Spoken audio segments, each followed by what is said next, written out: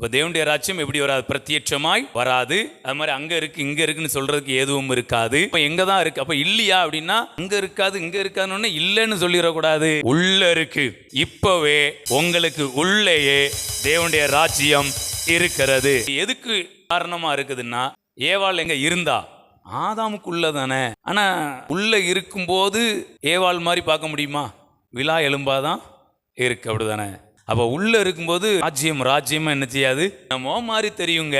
ஆனா வெளியில வந்துட்டுன்னா அது ராஜ்யம் கண்ணுக்கு. இப்ப பாருங்களேன், நான் ஆதாம்கிட்ட சொல்றேன், டேய் உனக்கான ஒரு ஸ்திரீ நான் உனக்கு உள்ளதான் வச்சிருக்கேன் அப்படின்னு ஆண்டவர் சொன்னாருன்னா எப்படி இருக்கும்? ஏவாள் எங்கேயோ இருக்கா கிடையாது, ஏவாள் உனக்கு உள்ளதான் இருக்கா அப்படின்னா இப்போ ஆதாமுக்கு எப்படி இருக்கும்? என்னை போல ஒரு மனுஷி எனக்கு உள்ளதான் இருக்கான்னா அவருக்கு எப்படி இருக்கும்? புரிந்து கொள்ள முடியுமா? உள்ள இப்படி ஸ்கேன் எடுத்து பார்த்தோம்னா என்னதான் தெரியும்? எலும்பு. ஆனா ஆண்டவர் சொல்றாரு, அவ தான் ஏவாள்.